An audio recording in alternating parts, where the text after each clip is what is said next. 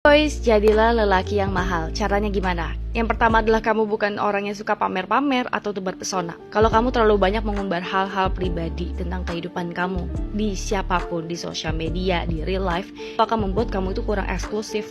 Jadi kamu cuma tunjukin aja gimana hasilnya tanpa kamu menunjukkan bagaimana proses itu. Kedua adalah career over party. Menurut aku kamu pasti akan memprioritaskan hal-hal yang lebih penting.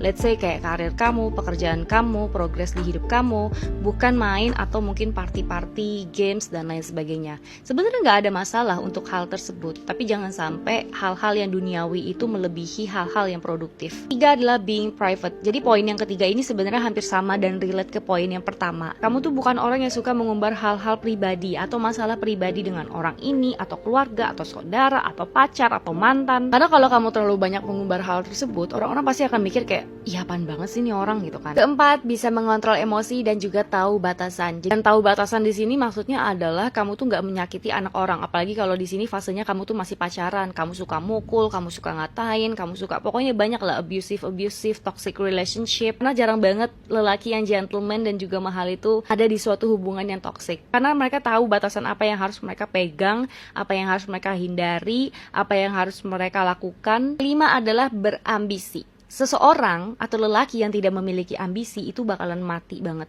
Bukan mati nyawanya nggak ada.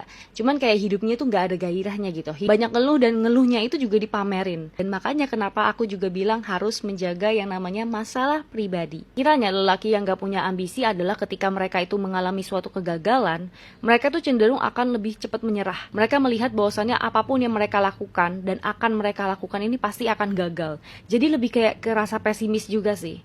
Jadi mereka nggak memiliki ambisi, rasa pesimistisnya yang tinggi. Keenam adalah independen. Bukan berarti lelaki-lelaki yang memiliki banyak logika dan cenderung kelihatannya tuh tough, nggak bisa dependent alias nggak bisa bergantungan. Masih ada banyak sekali di luar sana lelaki yang masih bergantungan sama keluarganya. Dan menurut aku nggak apa-apa banget untuk jadi family man. Tapi kamu juga punya batasan. Kamu juga harus menjadi seseorang yang independen dalam mengambil keputusan. Keputusan kamu tuh berdasarkan apa yang kamu inginkan, berdasarkan apa yang kamu pikirkan, berdasarkan apa yang kamu pertimbangkan selama ini.